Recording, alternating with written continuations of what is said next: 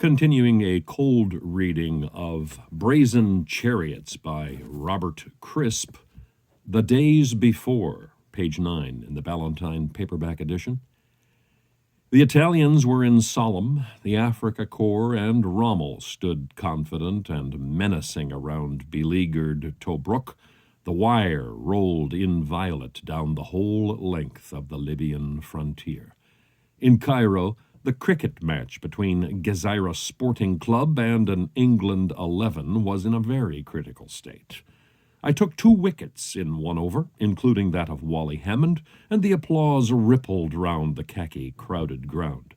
The applause was for me, and I enjoyed it, as I always have done, but it could not drown the sound of distant gunfire.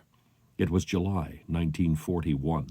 Many of the soldiers sitting under the jacaranda trees, spilling over the boundary brown on the green turf, had recently come back from Wavell's brief failure to regain the initiative in the western desert.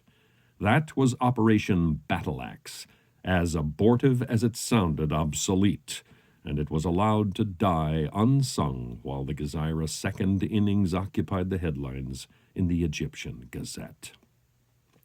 On the first day of the previous May, I had stumbled off the cargo boat at Port Said with what was left of the 3rd Battalion of the Royal Tank Regiment after the 3 months' disaster of Greece and Crete. It was a tank battalion without tanks and without tank crews, an identification number with a few human beings to give it some sort of personality. Then Egypt and the lifeline of the Suez Canal were threatened by a pincher movement from north and west, and everybody in battle dress was utilized in some sort of defensive service, however divorced from original employment or contemplation. The remnants of 3RTR were not exempt. After 7 days' leave, we found ourselves engaged in the local defense of the RAF station at Heliopolis Aerodrome, with a stand 2 at first light and a stand 2 at last light, and the intervening day filled with drill and kit inspections and all the ordained occupations for idle hands that 7 months in the OCTU had taught me to dislike so much.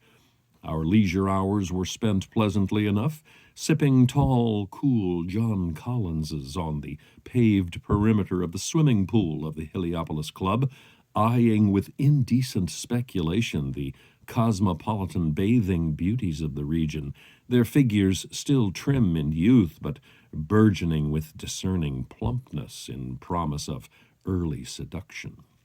Later, as we got to know our way around, we deserted the unrequited lovelies of Heliopolis and sipped our tall, cool John Collinses around the swimming pool at Gezira, where the only difference was that there was more of everything, and it was not so unrequited.